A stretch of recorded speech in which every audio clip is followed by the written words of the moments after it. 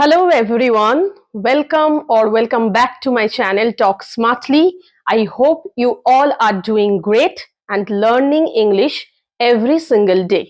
So, আজকের ভিডিওতে আমি চারটে ওয়ার্ড বলবো, যে চারটে ওয়ার্ড আমরা রোজ কথা বলার সময় কিছু না কিছু ভাবে ইউজ করে থাকি এবং এগুলো সেন্টেন্সকে একটা আলাদাই রূপ দেয়।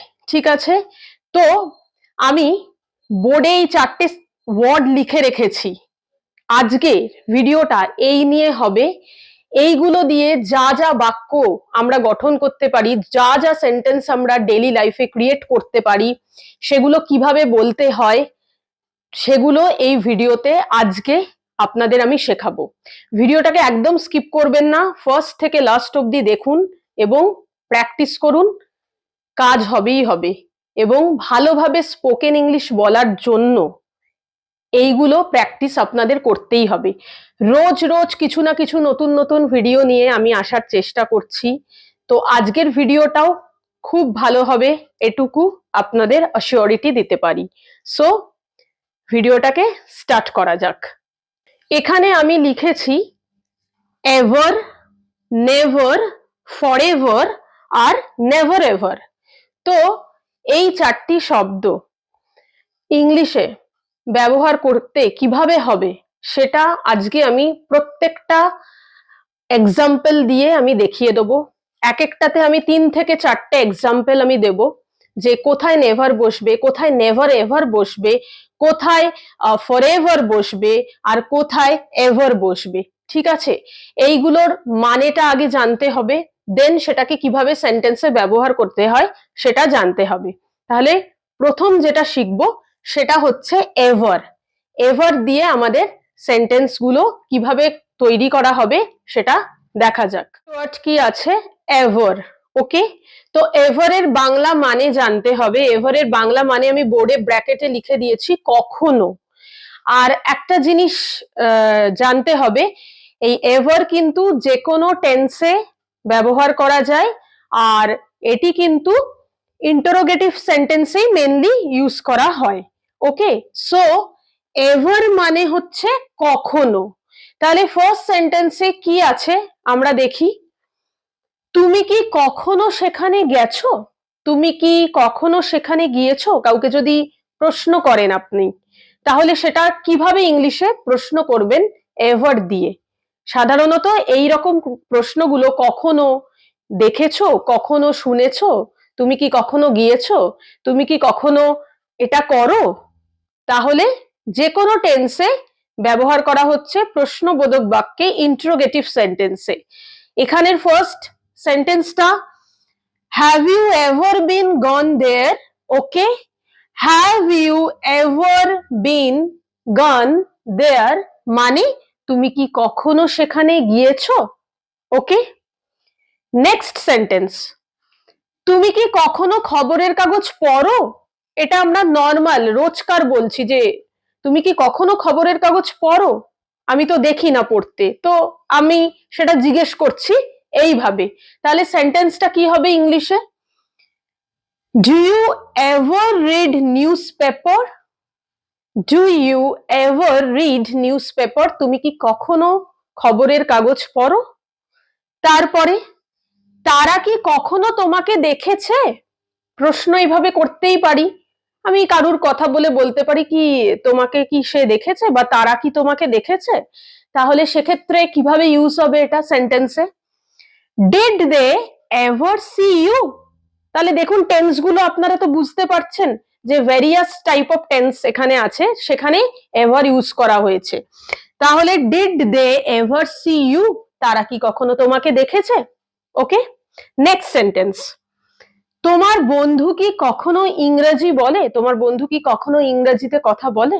ওকে, so does your friend ever speak English? এখানে আমি ডাজ বললাম বিকজ এটা থার্ড পার্সন সিঙ্গুলার নাম্বার আছে, ইয়োর ফ্রেন্ড, তো থার্ড পার্সন সিঙ্গুলার নাম্বার, তোমার বন্ধু, তো বন্ধুটা তো থার্ড পার্সন, তার সাথে সিঙ্গুলার নাম্বার, সেই জন্য এখানে প্রেজেন্ট টেন্সে ডাজ হলো। প্রেজেন্ট ইনডিফিনিট টেন্সে কি does your friend ever speak English, কখনো ইংলিশে কথা বলে তোমার বন্ধু? ওকে, সো তারা কি তোমাকে কখনো দেখেছে, এটা আমি পাস্টে কোয়েশ্চেনটা করছি, কি এর আগে কি কখনো দেখেছিল বা দেখেছে, তখন ডিড হয়ে যাচ্ছে। তাহলে অ্যাকর্ডিং টু টেন্স কিন্তু এভার ইউজ হয়, আর মেনলি ইন্টারোগেটিভ সেন্টেন্স, এটা বারবার বলে দিলাম। ওকে, এরপরে পরেরটা আমরা দেখে নিই। আর যদি বুঝতে কোনো অসুবিধা হয় কমেন্ট সেকশনে আমাকে জানান, আমি রিপ্লাই করব এবং আরো ভালোভাবে বোঝানোর চেষ্টা করব। ঠিক আছে? আচ্ছা, এবার আরেকটা কথা বলি, সেটা হচ্ছে এই 4টে সেন্টেন্স তো দেখলেন, এবার আমি একটা ছোট্ট হোমওয়ার্ক দিচ্ছি, যেটা আমাকে সবাই কমেন্টে লিখে জানাবেন ভিডিওটাকে পুরো দেখার পরে। সেটা হচ্ছে এই এভার রিলেটেডই একটা সেন্টেন্স আমি দিই বাংলায়, আপনারা সেটাকে ইংলিশে ট্রান্সলেট করে দেখাবেন। আমি যেমন এখানে বলেছি যে তুমি কি কখনো সেখানে গিয়েছো, তেমনি আমি যদি প্রশ্নটা রাখি যে তুমি কি কখনো তাজমহল দেখেছো, তাহলে তুমি কি কখনো তাজমহল দেখেছো, এইটার আনসার কি হবে, এটাকে ইংলিশে কিভাবে বলবেন, অবশ্যই এভার দিতে হবে, তো কিভাবে বলবেন সেটা আমাকে সবাই কমেন্টে লিখে জানান। ওকে, নেক্সট দেখি। এবারে নেভার নিয়ে বলবো। নেভার মানে কখনো না, যেটা আমরা বলি কখনো না, মানে বুঝতেই পারছেন এটা একটা নেগেটিভ ওয়ার্ড, তো সেন্টেন্স গুলো নেগেটিভেই হবে, মানে না বোধক বাক্য। তো এক্ষেত্রে আমরা কিছু জোর দিয়ে বলি, বা যেটা আমরা কখনোই করব না বা করিনি, সেরকম সেন্টেন্স গুলোই কিন্তু আমরা নেভার দিয়ে বলি। এটাও কিন্তু টেন্স, যে কোনো টেন্সে ইউজ হতে পারে। ওকে, ফার্স্ট সেন্টেন্সটা কি আছে দেখে নি। তুমি কখনো সত্যি বলো না, you never tell the truth. তুমি কখনো সত্যি বলো না, আমরা কোনো সেকেন্ড পার্সনকে বলছি যে আমাদের সামনে আছে, যে তুমি কখনো সত্যি কথা বলো না, তো you never tell the truth. তাহলে এখানে নেভার কিভাবে ব্যবহার হলো দেখতে পেলেন। নেক্সট সেন্টেন্স, আমার সাথে কখনো কথা বলবে না, নেভার টক টু মি। আমার সাথে তুমি কখনো কথা বলবে না, নেভার টক টু মি। আমার সাথে কখনো কথা বলো না। তারপরে সেন্টেন্স, সে কখনো তার মাকে ফোন করতে ভোলে না। ওকে, এটা সেকেন্ড পার্সনে ছিল, তারপরেরটাও আমরা বললাম সেকেন্ড পার্সনকেই। ওকে, এর পরেরটা আবার থার্ড পার্সনে আছে, কি না, সে কখনো তার মাকে ফোন করতে ভোলে না, he never forgets to call his mother. Okay, আর আমি বলেছি যেহেতু থার্ড পার্সন সিঙ্গুলার নাম্বার, তাই ভার্বের সাথে এস বা ইয়েস হবে। ওকে, তো এখানে ফরগেটস, ওকে, ভার্বের সাথে এস যোগ হয়েছে। He never forgets to call his mother, সে কখনো ভোলে না তার মাকে ফোন করতে। তাহলে এখানে কখনো না ব্যবহার করা হয়েছে নেভারের মাধ্যমে। ওকে, নেক্সট, আমি এটা কখনো দেখিনি। ঠিক আছে, আগেরটা কি বলেছিলাম, আগেরটা এভার কখনো, সেটা মেনলি ইন্টারোগেটিভ সেন্টেন্সে বসে প্রশ্নবোধক বাক্যে, আর এটা হচ্ছে কখনো না, নেগেটিভ সেন্টেন্সে অলওয়েজ বসবে। তাহলে I have never seen this, আমি এটা কখনো দেখিনি। ওকে, আমি এটা আগে কখনো দেখিনি, I have never seen this before. Okay, ঠিক আছে। নেক্সট, আমি সেখানে কখনো যাব না, আমি জোর দিয়ে বলছি আমি সেখানে কখনো যাব না। তাহলে কি হবে সেন্টেন্সটা, I will never go there. Okay, I will never go there. আপনারা চাইলে ভিডিওটাকে পজ করে লিখে নিন, আর না হলে একবার জাস্ট পজ করে স্ক্রিনশট নিয়ে নিন, দিয়ে বাড়িতে ভালোভাবে প্র্যাকটিস করুন। আর ভিডিওগুলো কেমন লাগছে অতি অবশ্যই জানাবেন, আর চ্যানেলটাকে যারা নতুন দেখছেন তারা একটু সাবস্ক্রাইব করে দেবেন, বেল বাটনটাকে ক্লিক করে। সাবস্ক্রাইব পাশে বাটন পাবেন, সেটাকে ক্লিক করে সাবস্ক্রাইব করে দেবেন। আর ভিডিওটাকে লাইক, শেয়ার আর সাবস্ক্রাইব করতে ভুলবেন না। নিজেরা শিখুন এবং অন্যদেরকেও এই ভিডিওগুলো আরো বেশি করে করে শেয়ার করুন, যাতে সবাই খুব ভালো করে ইংলিশ শিখতে পারে। ওকে, নেক্সট চলুন কি আছে। সো নেক্সট ওয়ার্ড হচ্ছে ফরএভার। ফরএভার কথাটা আমরা খুব ইউজ করে থাকি। ফরএভারের মানে হচ্ছে চিরকাল বা চিরদিন বা সব সময়। আর এটাও যে কোনো টেন্সে ইউজ করা যায়। আর এটা কিন্তু নেগেটিভ এবং পজিটিভ উভয় ক্ষেত্রেই আপনারা ব্যবহার করতে পারবেন। চলুন দেখে নি ফার্স্ট সেন্টেন্স। ওকে, সো আমি তোমাকে সব সময় ভালোবাসবো। Okay, I will love you forever. আমি তোমাকে সব সময় ভালোবাসবো। তাহলে আমি তোমাকে চিরকাল ভালোবাসবো, বা আমি তোমায় চিরদিন ভালোবাসবো, বা আমি তোমায় সব সময় ভালোবাসবো, সেটা কিভাবে বলবেন? I will love you forever. Okay, next, আমি এখানে চিরকাল থাকতে পারবো না। আগের সেন্টেন্সটা পজিটিভে ছিল, এটা নেগেটিভে। তো আমি এখানে সবসময় থাকতে পারবো না বা চিরকাল থাকতে পারবো না যদি বলা হয়, ইংলিশটাকে কিভাবে বলা হবে? I can't stay here forever. I cannot stay here forever. আমি এখানে চিরকাল থাকতে পারবো না। নেক্সট, এই স্মৃতি আমার সাথে চিরকাল থাকবে। যদি সেটা আমরা যদি ভাবি যে খুব ভালো একটা স্মৃতি, ঠিক আছে, তো এই স্মৃতিটা আমার সাথে চিরকাল থেকে যাবে, থাকবে। কিভাবে তখন আমরা ফরএভার দিয়ে বাক্যটা ব্যবহার করব? The memory will stay with me for ever. Memory মানে স্মৃতি। The memory will stay with me for ever. Okay, next, সত্যটা চিরকাল আড়াল থাকবে না, বা সত্যটা সবসময় চাপা থাকবে না, লোকানো থাকবে না। সেক্ষেত্রে কিভাবে এটাকে ইউজ করা যাবে? The truth cannot be hidden forever. Hidden মানে লুকানো। তাহলে the truth cannot be hidden forever. Sentence গুলো খুব সুন্দর, খুব ভালো, শুধু ভালো করে দেখতে হবে, শুনতে হবে, আর বারবার প্র্যাকটিস করতে হবে, তাহলেই হয়ে যাবে। আপনারা এরকম এভার, নেভার, ফরএভার এগুলো দিয়ে নিজেদের মতন যে কোনো সেন্টেন্স ক্রিয়েট করতে পারেন। যদি বাড়িতে প্র্যাকটিস করার সময় না পারেন, আমাকে কমেন্টে গিয়ে জানাবেন, আমি নিশ্চয়ই রিপ্লাই করে দেবো এবং ভালো করে এক্সপ্লেনেশনও দিয়ে দেবো। ওকে, লাস্ট যেটা বাকি আছে, নেভার এভার, ওটা শিখে নেওয়া যাক। ওকে, ভিডিওতে যেটা লাস্ট ওয়ার্ড আছে সেটা হচ্ছে নেভার এভার। ওকে, নেভার এভার মানে কখনোই না। এবার আপনাদের মনে হতে পারে যে তাহলে আমি একটু আগে যে সেন্টেন্স গুলো করালাম নেভার দিয়ে, নেভার মানেও তো কখনো না, সেটাও তো নেগেটিভ, তাহলে এটারও মানে কখনো না। যে সূক্ষ্মতম পার্থক্যটা আছে, যে ফারাকটা আছে, সেটা আমি একটু বলি। এই নেভার এভারটা আরেকটু বেশি জোর দিয়ে যদি আপনি বলেন, মানে কখনোই না। যেমন যদি আমরা বলি আমি আর কখনো, মানে আমি আর কখনো তোমার সাথে কথা বলবো না, বা সেটাকে যদি আমি এইভাবে বলি, আমি আর কখনোই তোমার সাথে কথা বলবো না, তো সেটাতে যেরকম পার্থক্য, তো নেভার আর নেভার এভারেও ঠিক সেই রকমই পার্থক্য।